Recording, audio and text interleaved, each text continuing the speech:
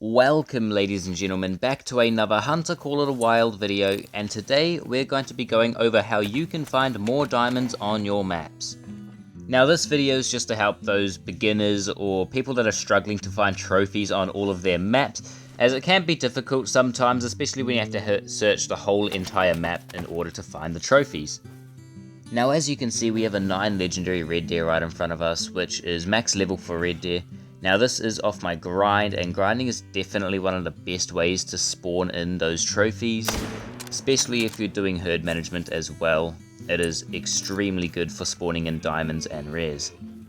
Now there's also a lot of other complicated stuff in between, like using the correct guns for the animal that you are looking to shoot, and same as the harvest requirements, and we'll be going over those later in the video, so make sure you stay tuned till the end. Now red deer are a class 6 species, so using something like the 308 or the 7mm usually works pretty good against these guys, and it doesn't mess them up. As you can see, he scored diamond and we passed all the harvest requirements, so very nice diamond red deer right here. But the first step to actually finding more diamonds isn't actually related to looking for animals in particular. It is actually going and discovering all of your outposts. That way it makes it easier to travel around the map to different zones and all of that, so you can hunt different species, especially in multiplayer when you don't have control over the time. It really does come in handy being able to travel around the map and go hunt a certain species. So make sure you unlock your outposts immediately, as this will help you in the long term finding more diamonds. And another tip here is to use the correct guns. So as you can see, for my red deer loadout, I have a 300, which is not the correct class for red deer, it just gets them down quicker on the red deer grind. However, the Olsen model 308 is the correct class. It's a 4 to 8, which means it can be used against red deer, whereas the 300 is class 7 to 9, so it's too high of a class, so you don't want to be using that on red deer. Now, finding your need zones is a very big thing in this game, especially your drinking zones. Now, finding your drinking zones is very helpful in the fact that it brings multiple animals to the same water source. So you could have like 5 or 6 herds of red deer come to the same lake, and you can search all of those herds without having to run around through the forest and look for tracks and stuff like that. So it makes it really easy to see what's in that area without actually having to go and look in that area. So finding your need zones is a big must, because it allows you to see what time those animals drink and what time you can show up to that lake and be guaranteed to find animals there. Now it's also important to know the max level of the species you are going for. As you can see, 9 legendary is the max level for red deer. However, for something like black-tailed deer or fallow deer, it would be 5 medium, and something like white-tailed deer or roe deer, it would be 3 very easy.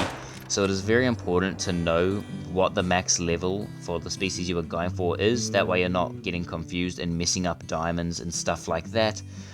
And for the main measure, usually small game animals or smaller sized deer are usually max level 3. So ducks, rabbits, roe deer, white-tailed deer go up to 3 very easy as well.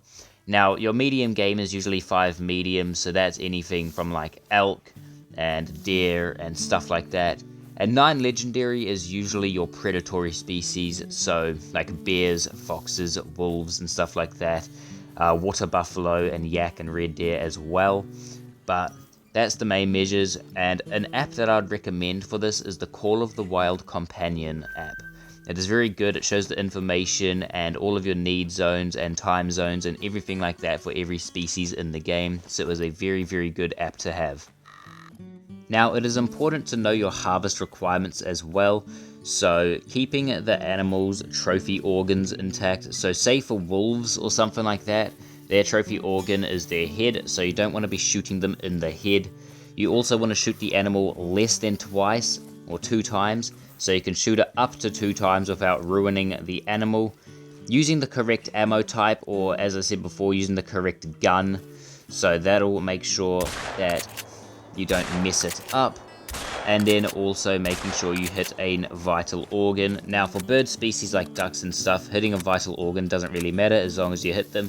But for say deer and stuff like that, you want to either hit the lung or the heart. or even the neck, but I wouldn't suggest going for the neck, just go for the lung. It's the biggest, right behind the shoulder, and you should down it pretty easy.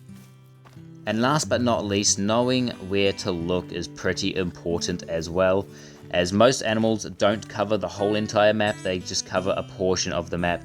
So, say like red deer on Te Awaroa, they're usually around most of the map, apart from the real southern part of the map. Now fallow deer usually stick to the real southern part of the map, seeker deer usually stick to the left side of the map, and so knowing where to look is really important. That way you're not searching the wrong side and area of the map and wondering why you're not finding the species that you're targeting.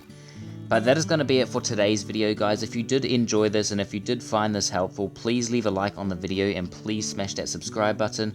We are pushing for 1,000 subs now, which is quite insane, so it would be a massive favor if you could do that. But yeah, until next time, peace.